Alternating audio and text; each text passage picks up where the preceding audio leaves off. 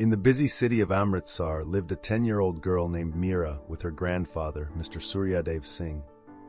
Meera was a very curious child about the stories and the history of the family, especially around Independence Day, which was a very big affair in the family. As it did every year on the 15th of August, the city would get a bath of colors and patriotic fervor. During this time, she had seen her grandfather open some very special ancient wooden box with incredibly good carving. So Meera always wondered what it held for material. One evening, with Independence Day just a few days away, Meera finally built up the courage to ask her grandfather, "Grandpa, what's in that special box you always take out before Independence Day?" The eyes of Mr. Suryadev sparkled with a mixture of pride and nostalgia. He then carefully opened the box where lay his treasure, that old, slightly jaded Indian flag. It wasn't just any flag, but a handmade tricolor with a charkha at the center, symbolizing one of the important mementos in the fight for India's freedom. This flag, he began, was no more a piece of cloth. It was more than that. It was the hopes and dreams of many who had fought for our freedom. He went on to narrate an experience from several decades ago, during the Quit India movement of the 1940s, when British authorities cracked down against the fight for independence. It was illegal to keep or display an Indian flag, with severe forms of punishment for offenders. But to the freedom fighters, a flag was a very strong symbol of the movement. Mr. Suryadev said that your great-grandmother, Durga Devi, was a great woman working in the freedom movement.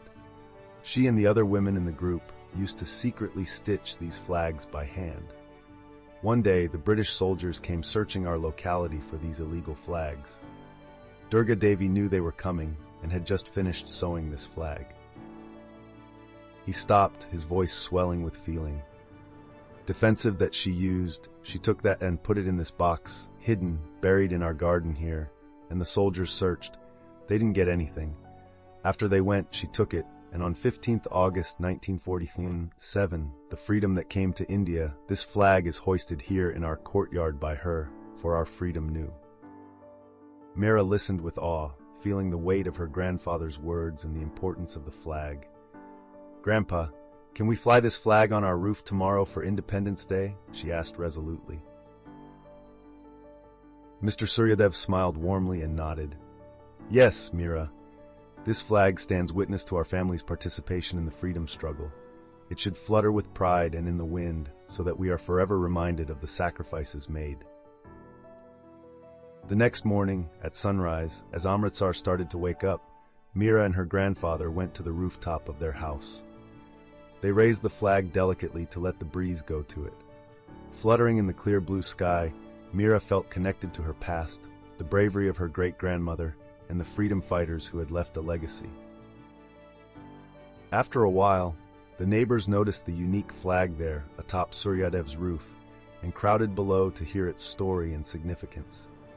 Meera's grandfather displayed and shared the story with them, and then the flag became a mark of pride and remembrance for the community at large.